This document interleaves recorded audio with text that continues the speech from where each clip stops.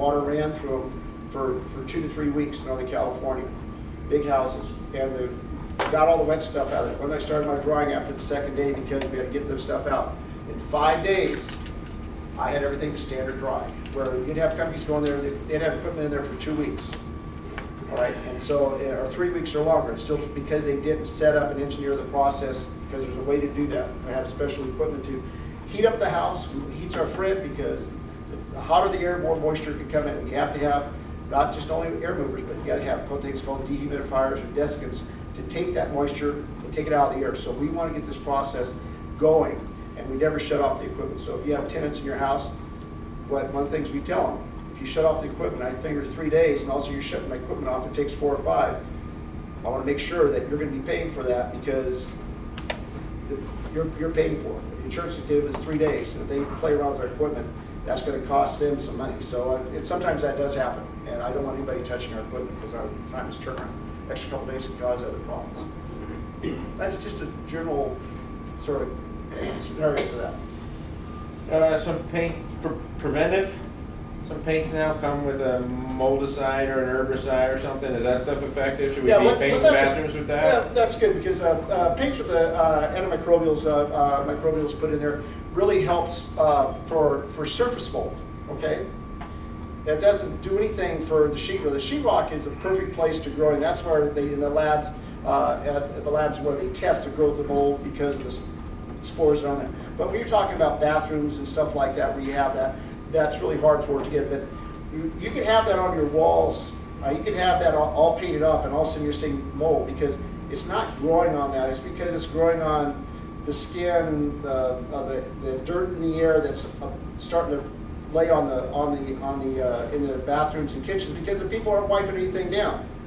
You know, but it'll stop it from going into the surface of the where it starts going through the sheetrock. And sometimes where I'll see that, where I'm trying to find out, I'm not going to, I'll do a test where I'll do a core test and see if we have actually, or here's a really bad area in this corner.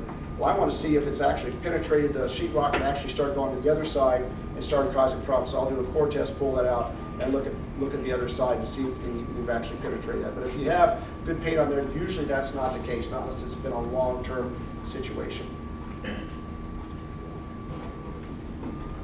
Any questions?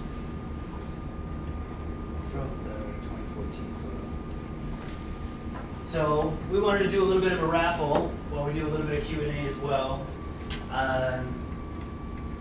I never had a business card when I was a landlord or when I was a property manager, just because it was me and myself, and we're going out and we're doing it. So I don't assume you guys do, but I did give you guys these handy notepads. If you want to put your name and number on there and wait for us to contact you, we've got two $25 gift cards that we'll do a raffle for. Little background on Real Restoration. Our team started 18 months ago in early 2013, and we've already received a reward for water damage restoration. We really bring a team effort. We bring in experts. We're a competent team of professionals that know everything from insurance, restoration to the rebuild, and obviously tenant management for you guys. Who has more than 2 properties? 3? 10? So we're in between that 1 and 10 mark. The best way to get above that 10 mark and really start to have the huge revenues that we want to have. When I was at the property management before, I managed over $18 million in properties. And what we ended up doing with, between commercial and residential, the main part that we maintained not only the sites, but as well as the tenants themselves. So the best way for us to be able to do that is communication and transparency. And so Real Restoration is built upon transparency. The way our estimates are written, the way that we put things together, and Taylor hit it on the head. Number one thing, make sure that the number one reason what tenants want is response. What was it? Responsible, dependable, landlord. Responsible and dependable, right? How do they know that unless you tell them? You say, hey, I'm responsible and dependable. I want you to be too. Sign here. right? We want for the people that you hire to come out to be an extension of that same responsible perception that you leave with them. So at this point, are you guys signing more than 1 year leases, or is it all typically 12 months? Sometimes 1 or 2 years. So what are you doing when it comes up? What are you doing 4 weeks before it comes up? Usually posting ads for stuff or asking them, do you want to renew? What do you guys do? Anyone willing to share with me what you guys, do you guys have a process in place? Do you have a plan? Do you want one? So, something that we offer to our landlords, thanks Mike, yeah, pick up this for the raffle, is that we'll go in. So the tenants know, you notify your tenants that, hey, a month before your lease is up, if you're not going to renew it, or even if you are, make this an added perk and bonus for them to say, we're going to send in a couple of contractors, and keep in mind, this is something free that we offer you guys, so that you understand that we'll go in, we'll check things out, we'll check the electrical, the plumbing, we'll check the corners, we'll check the mold, we'll check the moisture, we'll pull out the thermal imager, we'll just do a walkthrough. We'll check, the status of the carpet, and make sure that everything is in good working order. The best news is, things look great. Let's schedule you for some carpet cleaning when, at their 1 year mark, as something that you gift to your tenants is, you guys have been great tenants this year. I'm going to clean the carpets. What day can you guys be out so I can do that? Perfect.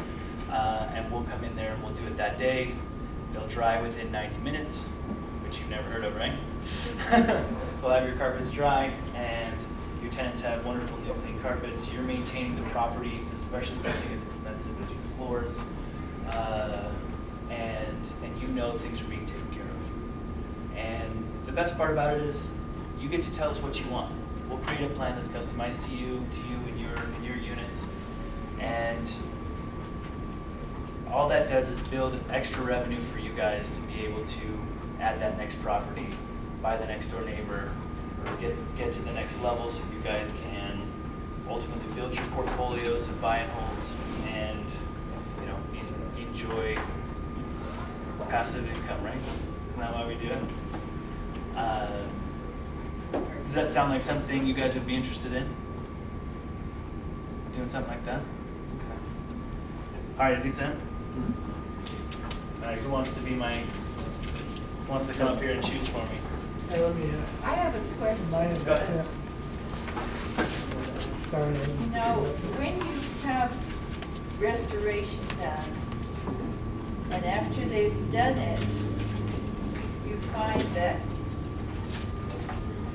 something wasn't taken care of that should have been taken care of, how long do you have?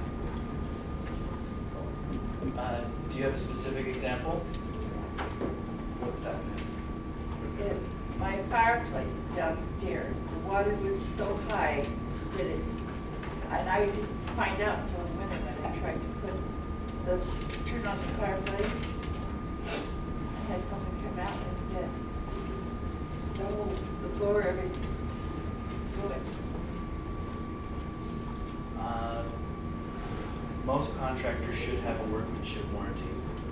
We offer 2 years of workmanship warranty, where if we came in, something that we didn't quite work out, say like a bad texture down the driveway. It's not what we wanted, so you guys fix that. Where insurance was probably involved in your floods in that area, that would be something you should be able to supplement to the insurance company, am I right? Yeah, so it's, sometimes it's the case that you're not able to, nobody may be able to discover something for 6 months or however long it takes. And sometimes it requires a seasonal change if it's something that's affected by weather. But insurance companies have, they're open-ended in the sense that it's just not something that was discovered. Either maybe the contractor missed it, maybe it was not something that was discovered. You can still go back and supplement the claim, with those different things. So I don't know if you were able to do that or not. I haven't done it yet, I just. So best thing would be to call the claims adjuster and say, this was my claim number. You guys were out on this date, and this was the original scope. The problem was, is this last winter, we found that everything was rotted, the blower was broken as a cause to this water damage that was never caught. I would like you to come back out, reevaluate it, and let's supplement that claim and make sure that this gets taken care of. And that would be something that we would meet the adjuster on with, showing that our evidence, the clear evidence that he sees in front of him, and at which point he makes a decision on, yes, we'll cover it, or no, we won't cover it. But at least you give yourself the opportunity to ensure you have a claim. No need to open a new claim, it's the same one. We had an example of that. We had a claim we did in March. It happened over a weekend. On the second story, there was an office of a title company. He had a fish tank, and over the weekend, all the water had drained out. And luckily, he kept his fish. But a week later, the light went out. And nobody knew, figure out why. We opened it up, and everything had rusted out. The fish tank had salt water in it. And it took just a matter of days to cause that damage. And it took that long to discover it. That one, this was a saltwater tank, and that was how we had to deal with it. All right. This one's for the chilies.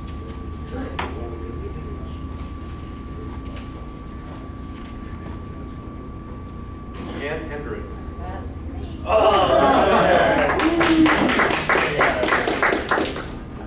And $25 Outback, and I would like the cheese fries. Don't tell my wife. Chris Maxwell. Yeah. All right. We certainly appreciate the opportunity to come and meet with you guys. We're newer members of the UAA, and if you guys have any questions or concerns, grab a notepad if you haven't had one. If you want to come grab our business cards, we have a stack up here as well.